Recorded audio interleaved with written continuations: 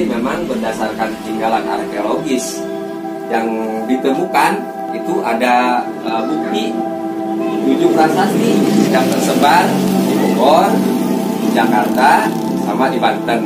Nah, 7 prasasti tersebut nama-namanya Prasasti Ciaruten, Prasasti Kebon Kopi, Prasasti Muara Cianten yang tadi Bapak bawa itu, kemudian Prasasti Tugu yang sekarang sudah di Museum Nasional, kemudian Prasasti Pasir Awi letaknya mau arah ke puncak di Jonggol, di Desa Sukamakmur. Yang ke-6 Prasasti Pasir Jambu, kondisinya berada di sekitar area pertambangan emas Pongkor. Nah, yang terakhir yang ke-7 yaitu ada di Provinsi Banten di Pandeglang Selatan, Prasasti Munjul. Itulah. Jadi bukti-bukti tersebut adalah merupakan salah satu bukti di masa peradaban perkembangan Tarumanegara yang merupakan cikal bakal berdirinya kerajaan-kerajaan Nusantara pada saat itu. Buktinya seperti ini, disebut Prasasti Kebon Kopi karena latar belakang ditemukan prasasti ini memang pada tahun 1800 waktu sedang dilakukan penebangan hutan, penataan hutan untuk perkebunan kopi milik Profesor Dr. Van Botman. Dia mempunyai wilayah perkebunan yang sangat luas. Pada saat itu yaitu dari Bogor sampai ke Banten itu yang dikuasai oleh beliau pada saat itu. Ini sebagai bukti ini merupakan prasasti kejayaan Tarumanegara. Nah, di sini ada sebuah tulisan ya, Jaya Pisalasa Hastina Airavata Tiba Tidam Padat Payam. Jadi di sini nampak sepasang tapak kaki gajah yang seperti Airawata, yaitu gajah penguasa di negeri Taruma yang agung, dalam dan bijaksana. Dan secara mitologi Hindu, Airawata ya menurut orang-orang yang menganut tentang ajaran itu seperti tunggangannya Batara Indra. Yang jelas ini menceritakan gajah bahwa pada masa berjaya Purnawarman dijadikan salah satu kendaraannya itu gajah putih yang bernama Airawata. Jadi letak prasasti ini memang masih di tempat aslinya semenjak ditemukan, karena memang faktor alam dan juga faktor usia juga tulisan-tulisan tersebut memang sebagian sudah terkelupas. Karena kalau kita lihat dari uji karbon, prasasti-prasasti Tarumanegara itu sudah mencapai usia 1700 tahun. Bagian-bagian dari prasasti ini sebagai bukti-bukti sejarah memang wilayah sini pada masa lalu dijadikan sebagai pusat perdagangan atau pemerintahan. Jadi banyak temuan-temuan lain yang merupakan tempat peribadatan dengan media menhir, contohnya yang sudah, kemudian ada batu datar sebelah sana yang merupakan tempat meditasi. Itu yang itu. Di sini pun ditemukan struktur di kawasan ini yang memang belum diekskavasi di kawasan ini, jadi ada struktur di dalam tanah itu yang merupakan tanda bahwa memang pemukiman dulu terjadi di sekitar sini. Ini mungkin pusat pemerintahan awal sebelum berkembang menjelajah wilayah-wilayah lain. Cuma memang yang jadi pertanyaan pada masa itu di mana titik keraton Tarumanegara. Jadi menurut beberapa ahli di masa kerajaan tersebut tidak memerlukan sebuah keraton karena dia untuk mencapai titik keemasannya bukan ditandai dengan sebuah keraton, melainkan dia sudah memajukan suatu wilayah pindah ke wilayah lain untuk dimajukan kembali.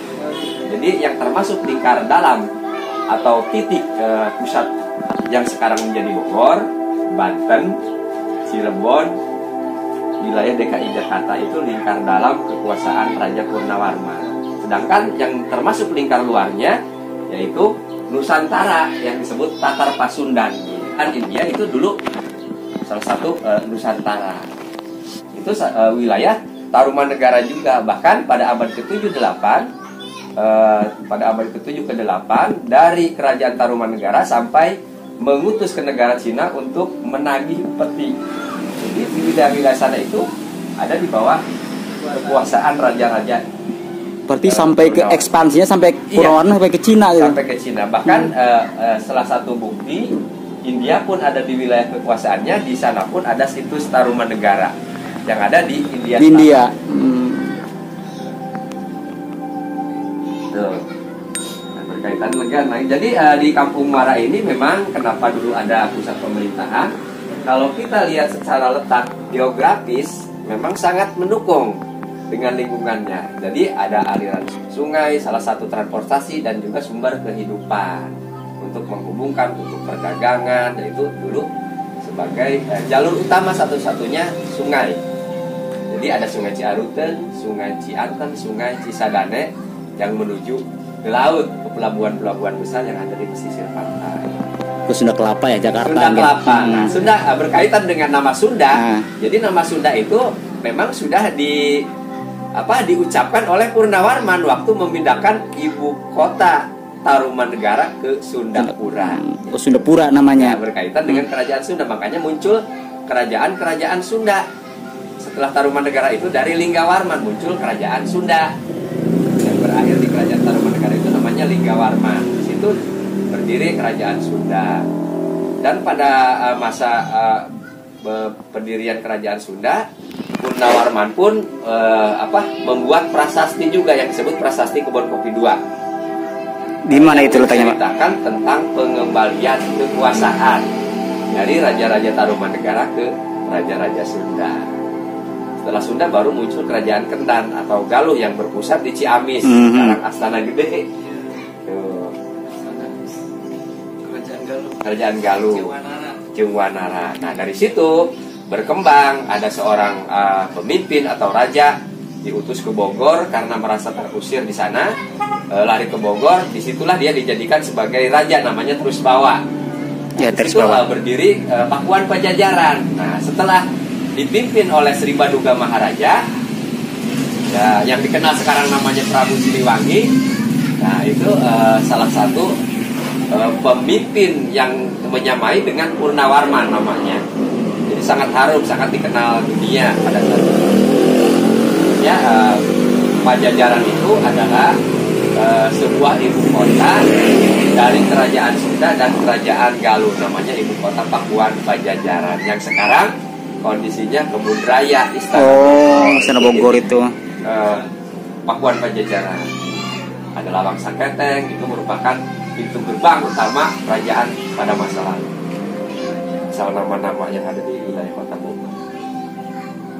Berarti memang masyarakat kita di zaman itu peradabannya sudah tinggi. Sudah tinggi.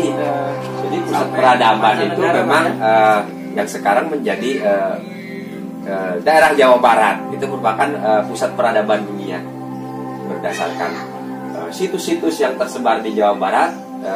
Memang semua situs-situs yang tertua di dunia. Contohnya dari prasasti aja hanya dari masa Tarumanegara yang tua. Kemudian dilihat dari situs bangunan-bangunan zaman megalitik seperti Gunung Padang, Cianjur. Nah itu sudah melebihi usianya daripada piramid Mesir kuno. Salah satu bukti peradaban awal itu memang terjadi di Jawa Barat, Nusantara, ya, Nusantara. Jawa Barat.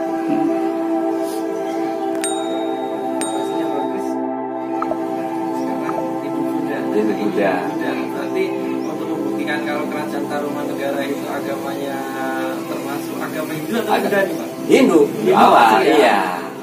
Cuma memang sebelum berkembangnya agama Hindu pun di Nusantara ini sudah menganut ajaran animisme, dinamisme. Masuknya Hindu-Buddha itu abad ke-7-8. Setelah istilahnya para pengrajin dari India masuk ke tanah Jawa, itu membuat arca-arca seperti Wisnu, Siwa itu dijadikan sebagai mediator untuk melakukan upacara persembahan melalui arca-arca.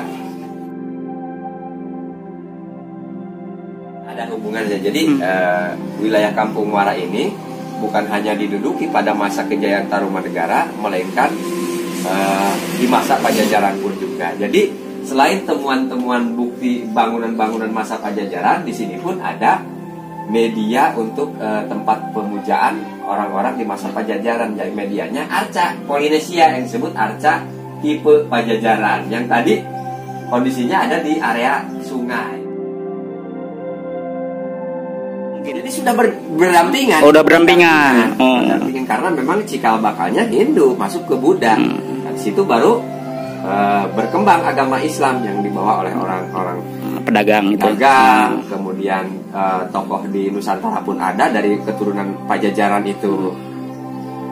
Nah, dari keturunan Pajajaran yang lebih jelas penyebaran agama Islamnya yaitu anak dari Nyimas Larasantang, yaitu mendirikan sebuah pesantren di wilayah Cirebon yang dikenal dengan nama Sunan Gunung Jati. Itu salah satu cucunya Prabu Siliwangi yang dulu memang namanya Syekh Sarif Hidayatullah. Setelah merantau dan negeri Cina kembali ke Cirebon. Ini menhir juga. Jadi dulu sebelum undang-undang cagar budaya ditetapkan, jadi kan benda-benda tersebut ini tidak ada yang memelihara. Jadi di sini memang ada komplekan menhir. Nah, yang tersisa ini yang memang terkubur. Kalau yang nampak di permukaan ya habis zaman Belanda. Itu juga bagiannya, padahal jumlahnya ribuan benda-benda ini. Ini sisa-sisa bagian bukti sejarah yang ada di sini. Oh. Untuk peribadatan, Pak. Untuk tempat peribadatan, pendopo.